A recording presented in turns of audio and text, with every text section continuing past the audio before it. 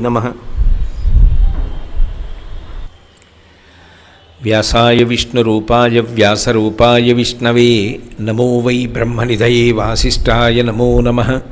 కూజంతం రామ రామీతి మధురం మధురాక్షరం ఆరుహ్య కవితాశాఖాం వందే వాల్మీకికోకిలం. శ్రుతిస్మృతిపురాణానాం ఆలయం కరుణాలయం నమామి భగవత్పాదశంకరం లోకశంకరం. వాగర్ధావివ సంపృక్తౌ వాగర్ధ ప్రతిపత్తయే జగతః పితరౌ వందే పార్వతీ పరమేశ్వరౌ. సూక్తిం సమగ్రయతున స్వయమైవ లక్ష్మీః శ్రీరంగరాజమహిషీ మధురైః కటాక్షైః. వైదగ్ధ్యవర్ణగుణగుంభనగౌరవైర్యాం కండూలకర్ణకుహరాः కవయోధయంతి. హైమోర్ధ్వపుండ్రమజహన్మకుటం సునాసం మందస్మితం మకరకుండలచారుగండం. బింబాధరం బహుళదీర్ఘకృపాకటాక్షం శ్రీవేంకటేశముఖమాత్మని సన్నిధత్తాం. విమలపటి కమలకుటి పుస్తకరుద్రాక్షసస్తహస్తపుటి కామాక్షి పక్ష్మలాక్షి కలిత విపంచి విభాసి వైరించి. మనోజవం మరుతతుల్యవేగం జితేంద్రియం బుద్ధిమతాం వరిష్టం. వాతాత్మజం వనరయూధముఖ్యం శ్రీరామదూతం శిరసా నమామి. ఆపదామపహర్తారం దాతారం సర్వసంపదాం లోకాభిరామం శ్రీరామం భూయో భూయో నమామ్యహం. అంటే చాలా పెద్ద జటాజూటం ఉన్నవాడు. ఎంత పెద్ద జటాజూటము అంటే వ్యోమవత్వ్యాప్తదేహాయ దక్షిణామూర్తయే నమః. ఆకాశమంతా కూడా తన యొక్క జటాజూటముగా కలిగినటువంటి వాడు శంకరుడు. అంత పెద్ద జటలు కలిగినవాడు గంగానది యొక్క స్పర్శ చేత ఎర్రని జటలతో ఉంటాడు కాబట్టి అరుణజటీశ్వరుడు అని ఆయనకు ఒక ప్రత్యేకమైనటువంటి పేరు. ఇప్పటికీ తమిళనాడులో ఎక్కువగా ఆ పేరు పెట్టుకుంటూ ఉంటారు. అరుణజడాయ్ అని పేరు పెట్టుకుంటూ ఉంటారు, అరుణజటీశ్వరుడు అని. ఆయనకున్నటువంటి జుత్తు సంబంధంగా ఆయనకి కొన్ని నామాలు ఉన్నాయి. అంత పెద్ద జుత్తు కలిగినటువంటి శంకరుడు తల మీద ఒక్క వెంట్రుక కూడా లేకుండా కేవలము బోడిగుండుతో ఈ భూమి మీద ఒకప్పుడు అవతరించాడు. వ్యుప్తకేశాయ చ, ఒక్క వెంట్రుక కూడా లేనటువంటి గుండుతో కూడుకున్నవాడై ఈ భూమినంతటినీ కూడా, ప్రత్యేకించి భరత భూమినంతటినీ కూడా పర్యటించాడు. అలా వచ్చినటువంటి అవతారమే శంకరాచార్యుల వారి అవతారం. శంకరాచార్య స్వామి వారి అవతారంలో సన్యాసాశ్రమాన్ని స్వీకరించి ప్రవర్తించారు కనుక వారు శివుని యొక్క అవతారంగా పెద్ద జటాజూటాన్ని పెంచేటటువంటి అవకాశం లేదు. అందుకని నమఃకపర్దినీచ వ్యుప్తకేశాయ చ.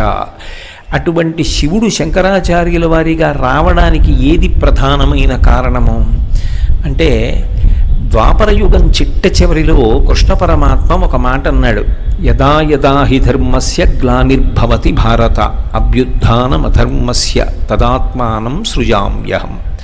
ఎప్పుడెప్పుడు ధర్మమునకు ఇబ్బంది కలుగుతూ ఉంటుందో, ఎప్పుడెప్పుడు ధర్మమునకు హాని చెయ్యాలనేటటువంటి వారి సంఖ్య ఈ భూమి మీద పెరుగుతూ ఉంటుందో, అప్పుడప్పుడు నేను అవతారమును స్వీకరించి ఈ భూమి మీదకొచ్చి ధర్మమును పాడు చెయ్యాలనుకుంటున్నటువంటి వాళ్ళని తుదముట్టించి మళ్ళీ ధర్మ సంస్థాపన చేస్తాను, ధర్మాన్ని ప్రతిష్ఠిస్తాను అని చెప్పి ప్రతిజ్ఞ చేసి ఉన్నాడు. అలా ధర్మ సంస్థాపన కోసమని ఎన్నో అవతారాలు స్వీకరించాడు.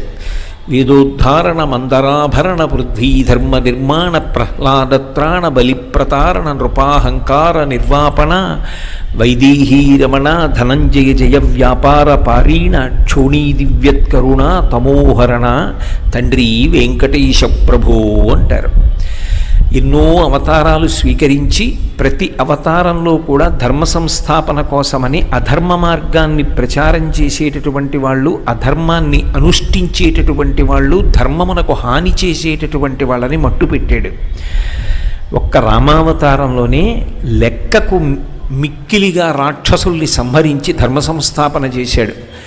బండన భీముడు అర్తజన బాంధవుడుజ్వల బాణతోణ కోదండ కళాప్రచండ భుజతాండవ కీర్తికి రామమూర్తికిన్ రెండవ సాటి దైవమికలీడనుచున్ గడకట్టి భేరికాడండడాండడాండ నిడతంబుల జండము నిండ మత్త వేదండము నిక్కి చాటెదను దాశరథి కరుణాపయోనిధి అంటాడు గోపరాజు గారు.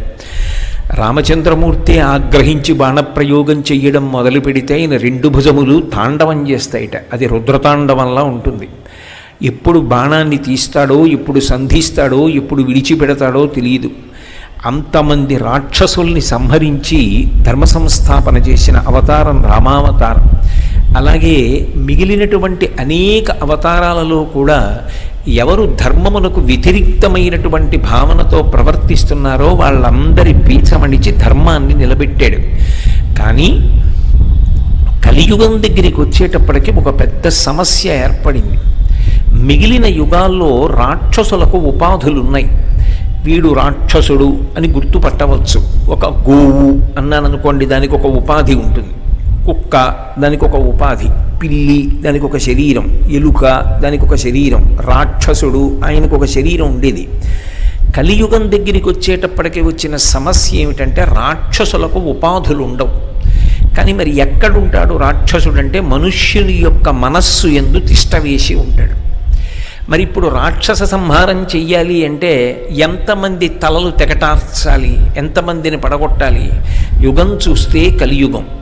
మరి ఈ కలియుగంలో కలి యొక్క ప్రబోధం చేత, కలి యొక్క ప్రకోపం చేత, కలి యొక్క ప్రచోదనం చేత పాపమునందు అనురక్తులయ్యేటటువంటి అవకాశము మిక్కుటంగా ఉంటుంది. మరి అటువంటప్పుడు ఎంతమందిని చీల్చి చెండాడి ఎంతమంది యొక్క శిరస్సులు పడగొడతాడు ఆయన? అందుకే విష్ణువుగా, కృష్ణ పరమాత్మగా చేసినటువంటి ప్రతిజ్ఞని నెరవేర్చడానికి శంకరుడిగా ఈ భూమి మీదకు వచ్చాడు. అంటే విష్ణువు చేసిన ప్రతిజ్ఞ ఒకటి, దానిని అమలు చేసిన వాడు శంకరుడు అని చెప్పకూడదు. శివకేశవుల మధ్య భేదం ఉండదు. కృష్ణుడిగా చేసిన ప్రతిజ్ఞ నిలబెట్టుకోవడానికి శంకరాచార్యుల వారిగా వచ్చాడు. అందుకే ఇద్దరూ జగద్గురువులే. కృష్ణం వందే జగద్గురుం.